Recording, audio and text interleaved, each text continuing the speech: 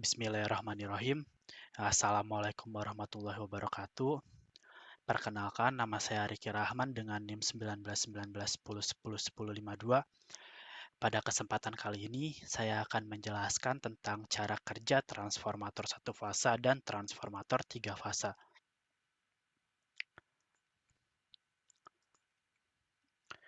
Sebelum ke pembahasan tentang cara kerja transformator satu fasa dan tiga fasa, alangkah baiknya kita mengetahui apa sih yang dimaksud dengan transformator. Jadi, transformator atau yang sering juga disebut sebagai trafo adalah suatu peralatan listrik yang berfungsi untuk memindahkan energi listrik dari suatu rangkaian listrik ke rangkaian listrik yang lain melalui suatu gandengan magnet berdasarkan prinsip induksi elektromagnet. Trafo digunakan secara luas baik di dalam bidang tenaga listrik maupun elektronika. Berdasarkan jumlah fasa, transformator itu dibagi menjadi dua, yaitu ada transformator satu fasa dan transformator tiga fasa. Yang pertama ada transformator satu fasa.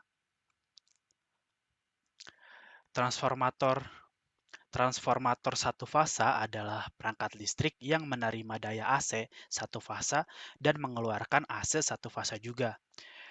Trafo jenis ini itu digunakan dalam distribusi daya di daerah non-perkotaan dikarenakan permintaan dan biaya keseluruhan lebih rendah daripada trafo distribusi tiga fasa.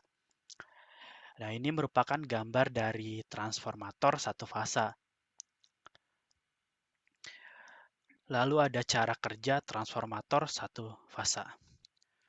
Transformator satu fasa bekerja berdasarkan prinsip hukum Faraday, induksi elektromagnetik. Trafo ini beroperasi dengan prinsip induktansi timbal balik. Ketika transformator primer dihubungkan ke suplai AC, harus mengalir dalam kumparan dan medan magnet terbentuk. Kondisi ini dikenal sebagai induktansi timbal balik dan aliran arus sesuai dengan hukum Faraday induksi elektromagnetik. Ketika arus meningkat dari 0 ke nilai maksimumnya, maka medan magnet akan menguat. Elektromagnet ini membentuk garis gaya magnet dan mengembang keluar dari kumparan membentuk jalur fluks magnet.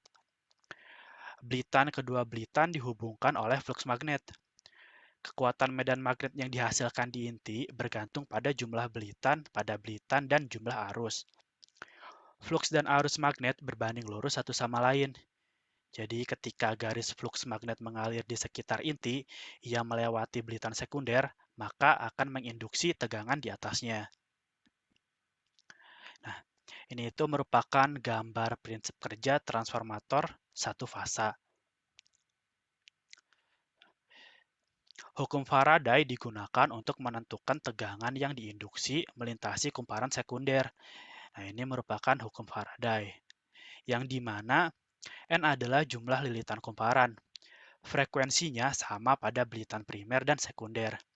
Jadi, kita dapat mengatakan bahwa tegangan yang diinduksi sama pada kedua belitan dikarenakan fluks magnet yang sama menghubungkan kedua kumparan tersebut. Dan juga tegangan total yang diinduksi berbanding lurus dengan jumlah lilitan di kumparan.